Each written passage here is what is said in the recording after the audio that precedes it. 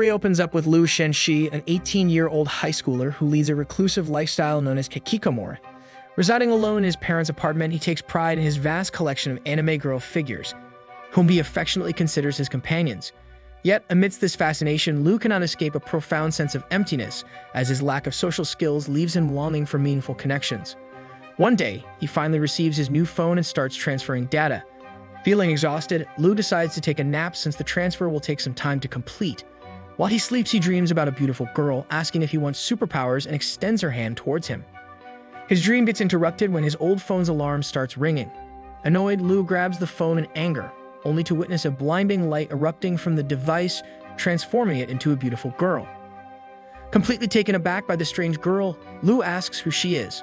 The girl, however, starts crying, telling him that he doesn't recognize her despite using her for so long. Liu tells her that he has no idea who she is and even threatens to call the police. As he looks around for his old phone, he can't find it anywhere. Suddenly, he hears his phone ringing, and strangely, the sound is coming from the girl.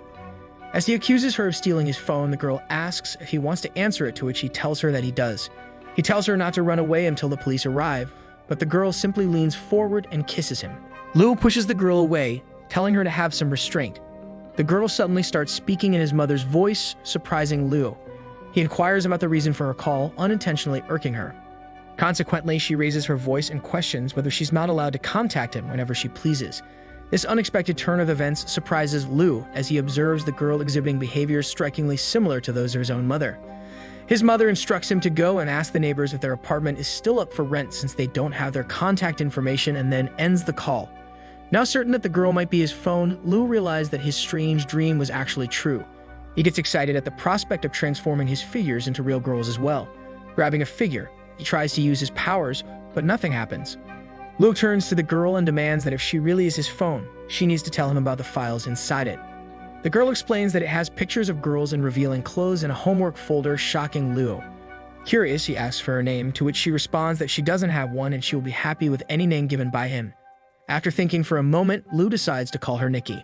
Suddenly, Liu hears sounds coming from the door and realizes that someone is trying to get in. Worried that someone might see him with a girl and misunderstand the situation, Liu quickly throws Nikki into the closet, instructing her to remain on standby. He then rushes to the front door just as his mother walks in. Liu's mother enters the room, noticing his flustered appearance. He attempts to divert her question by asking why she arrived so suddenly after their call, but she walks past him, questioning if she isn't allowed to visit. Stopping in the center of the room, she smells a girl's fragrance, causing Liu to jump with surprise as her nose is quite sharp. He quickly makes up a lie, telling her that it is his new laundry detergent.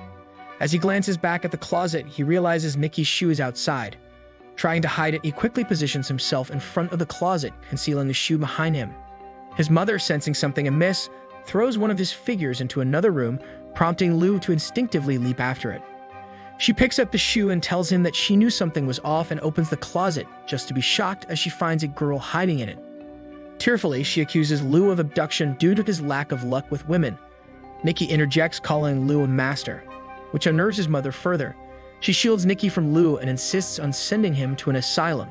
In a desperate move, Liu falls to his knees and admits that Nikki is his girlfriend, explaining that he kept it hidden so she wouldn't overthink, managing to trick his mother into believing him. Before leaving, she urges him to meet with their neighbor and tells him that she's impressed that he has changed and now has a cute girlfriend. She hands Liu some protection and quickly leaves, telling him to be responsible. Liu throws the protection down, annoyed that his mother has no shame that she actually gave her son something like that. He looks behind and notices that Nikki is trying to eat it. Liu quickly snatches it away, telling her that it's not food. In that moment, both his and Nikki's stomachs start to growl from hunger. Liu looks at Nikki and wonders if she can have regular food since she is a phone. He peeks inside her mouth, trying to see if there is an inlet for a charger, but it seems that she is just a normal girl. Liu takes out a bunch of snacks and tells Nikki to help herself. Suddenly, a bright light erupts from Nikki, blinding Liu. As he regains his senses, Liu notices that Nikki has returned to her original form, making him fall to his knees in despair. Liu writes everything down about his powers, realizing that they have a time limit. The first time Nikki appeared was when he woke up, and every morning at 12 o'clock, his powers will refresh. Since it's 10 o'clock right now, he decides to take a nap and see if it works. Liu tries to fall asleep but is unable to do so. Eventually, after taking the doll, Liu finally falls asleep. While he's sleeping, Liu unknowingly touches his blanket, causing it to transform into yet another girl. Lu is taken aback by the lazy girl and checks his phone, realizing that it's already 6 minutes past 12. The girl asks him what's wrong and tells him to sleep with her, but Lu refuses, telling her that it's not a good idea. The girl, however, simply hugs Lu, telling him to hug her and sleep just like he normally does, nearly choking him. Taken aback by the girl's unforeseen strength, Lu gently nudges her back. She playfully remarks that if he's not going to sleep, she'll take the lead and doze off. As she sleeps, Lu contemplates his powers, which activate at midnight, allowing him to use them as he pleases. Overwhelmed with emotion, he starts to cry. The girl wakes up and notices Lu's tears. Concerned, she asks him what's wrong, to which Lu explains that his tears are because he wanted to change Nikki back. In response, the girl embraces him from behind, reassuring him not to overthink and emphasizing the importance of getting enough sleep. She suggests they sleep together, but Lu hesitates, telling her it's not possible at the moment, leaving her confused since they always sleep together. The girl questions if he dislikes her appearance, and Lu clarifies that it's because she's now a girl, which is too complicated for her to understand. Eventually, Lu lies down with her and inquires about her name. As she doesn't have one, he decides to call her Beiji. He feels a strong connection with her, and Beiji explains that it's because he treats her differently than the woman who cleans their place daily, who often beats her with a rack. As they settle back down, Lu can't help but look at his hand, wishing he had requested a more practical ability. Lu finds it hard to sleep with Beiji unconsciously hugging him. Suddenly, a bright flash of light transforms Beiji back to her human form. But this time, the power doesn't last long, leaving Lu confused. Exhausted, he falls onto his bed, realizing there are after effects to his powers. The following day, Lu worries about the potential effects of his powers on his body. However, it seems they don't work that way, leading him to wonder if they would work on other living beings. As he sits down to have breakfast, he hears commotion outside. He recalls that he forgot what his mother asked him to do, so he rushes out and discovers new neighbors moving in next door. Returning inside, strange noises catch his attention at the door. Opening it, he finds a small white cat mewing outside his apartment. He begins to pet the cat when a middle school girl runs after it. The girl introduces herself and explains that they just moved in and her cat, Coffee, slipped away while they were busy. As she tries to enter her apartment, the door closes unexpectedly, leaving her shocked as her keys are still inside. The girl turns to Lu, requesting if he can look after Coffee while she goes to school. Lu gladly accepts, secretly wishing Coffee to be a cat girl. Lu excitedly closes the door, overjoyed that he finally became a guy with a cat. He takes out a small cat doll from the box the girl had given him and gives it to Coffee to play around with. He then gives Coffee some food as well. After feeding it, Lu just simply sits and watches it lick its paws until it starts to walk around restlessly. Realizing it needs to go to the toilet, Lu quickly takes Coffee outside, disgusted that something so cute could defecate something so smelly, making him realize that having pets is not that easy. He turns his attention back to his phone, promising that he will turn her back tonight, and sets an alarm for 11:59. As it nears 11 p.m., Lu becomes anxious as the girl hasn't come back for Coffee. After a while, Lu realizes that his powers have been reset. Just as he is about to bring Nikki out, Coffee throws his doll at Lu, making it touch his hand. A bright light suddenly erupts from the doll as it transforms into a cat girl, shocking Lu as she even has a real tail. Lu inquires about her name, to which she tells him that her master, the girl next door, calls her Mimi, making Lu realize that the beings he transforms into humans retain their own identities and souls. Curious, he asks if he can touch Mimi's ears, to which she happily agrees. Gently patting her head, Lu enjoys the sensation and notices Mimi's tail wagging with excitement. Intrigued, he grabs her tail, making Mimi jump. Looking at him with teary eyes, she tells him that he cannot touch her tail. Mimi's stomach starts to growl, and realizing that Mimi might be hungry, Lu offers her a glass of milk and a steamed bun. Mimi hesitates for a moment before licking the milk. He kindly reminds her that as a girl, she should eat like a human, and then demonstrates how to hold the steamed bun. Mimi eagerly takes a bite, but accidentally bites her finger, causing her to cry in pain. Lu quickly puts her finger in his mouth to stop Mimi from crying. Lu quickly tends to Mimi's injured finger, assuring her that she will be fine. Exhausted, he lies down on his bed while Coffee and Mimi play around the apartment. After a while, Lu gets up and realizes the mess they have made. He becomes frustrated, scolding them both despite their cute appearances. Turning to Mimi, he demands an explanation, but she shifts the blame onto Coffee and apologizes on his behalf. However, Lu notices that Coffee has sneaked out of his grasp and is playing with his to-be figure on the computer table. Worried that Coffee might break the figure, Lu approaches cautiously, but Coffee gives him a mischievous smile and kicks the figure away, making Lu jump after it and uses Lu's face as a pillow to easily get down from the table. As Mimi's ears twitch excitedly, she senses her master's return and tries to go outside to greet her. Lu stops her, warning that her master might not recognize her in this form, and asks her to wait. Opening the door, the girl suddenly falls on top of him, surprising Lu. Worried about the girl's well-being, Lu asks if she's feeling all right. She explains that she's just tired, having spent the day with her sick best friend. Lu insists that it's not a sufficient reason for her to be so late, irritating the girl, who finds him just as naggy as her father.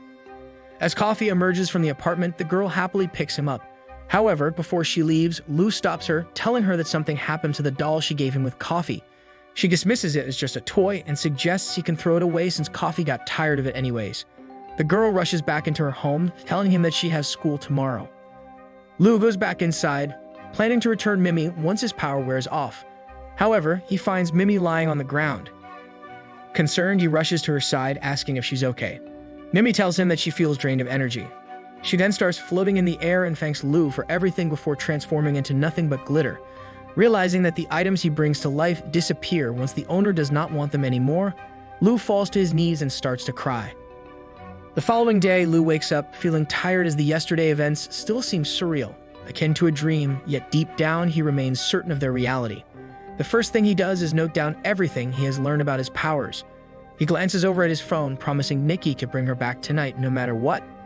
Later that night, as soon as his alarm rings, Lu touches his phone, causing it to transform into Nikki, who immediately hugs him, telling him that she missed him and thought he had forgotten about her. Nikki tells him not to feel bad about Mimi, surprising Lu, who asks if she knew about it. She tells him that when she's in her phone form, she is still aware of her surroundings. Lu pats her head, thanking her and assuring her that he will never abandon her. He tells Nikki that he wants to go on a date with her, but she has no idea what it is. After quickly explaining to her what it means, Lu tells her that she needs to call him brother instead of master. When they are outside, to which she complies, making him blush as being called brother is music to his ears. On that special day, Lu finally takes Nikki out on a date. As she excitedly explores various stalls, he finds himself overwhelmed with joy and a few tears of happiness escape him. He never imagined that he would get the chance to go on a date with such a cute girl. After roaming for a while, Lu takes Nikki to a stall and buys her a paratha. Just when they are enjoying their meal, a woman interrupts them and shows them a box of jewelry, asking if they would like to browse. Lu looks over at Nikki, who is completely captivated by a ring. He asks the woman about the ring, who cannot help but sneer a little as she has finally baited someone. She tells him that at a discount, she will sell it to him for only 150 yen. As soon as he hands her the money, the woman runs away. Before they realize what's happening, the other vendors flee as well as the urban management arrives to shut down the stalls. Nikki tells Lu that the woman didn't return his money, and they start to chase after her, but she manages to escape with her fast speed. After catching his breath, Lu looks around to see where he is and realizes that he is surrounded by love hotels. Lu tries to pull Nikki away, but she tells him that the beautiful lady that was at his apartment is here as well. Confused, Lu turns back and realizes that his parents are here as well. He begins to panic as if they found out that he's out with a girl. Even if he jumps into a river, he won't be able to come out clean. Lu takes Nikki to a nearby hotel, desperately searching for a place to hide. He approaches the receptionist and asks if there's a couple's room available. The receptionist gives them both an odd look and informs Lu that there's only one large room left, which he reluctantly accepts. Handing Lu the room key with an unsettling grin, the receptionist tells him to rest well, creeping Lu out. Nikki questions why Lu didn't greet his mother, and he explains that she's also out on a date, so they shouldn't disturb her, and convinces Nikki that they need some rest as well. Upon entering the room, Lu is taken aback in shock, realizing that the receptionist intentionally gave them a lover's room. He starts to sweat and stands under the air conditioner to cool off. Nikki tells him to take a shower if he's feeling hot and points toward an exposed shower, sending a shiver down Lu's spine. Lu cannot help but feel awkward inside the room alongside Nikki, and tells her that he'll take a bath when he gets home instead. Nikki tells him that he's usually not that particular, making Lu realize that since she is his phone, she already knows a lot about him and starts to panic, but Nikki assures him that she won't tell anyone about his secrets. As they sit on the bed to rest, Nikki expresses her desire to be alone with him, wanting to avoid any competition with Beiji and the others for his attention, surprising Lu. Nikki leans in, asking if he can give her a kiss, but stops, telling him that time's up. Before completely returning to her phone form, Nikki confesses her love for Lu, leaving him in shock as he just got confessed to. With nothing else left to do, Lu quickly checks out of the hotel, vowing to never come back to a place like this. If you like what you saw, consider subscribing to the channel and stay tuned for more quality uploads.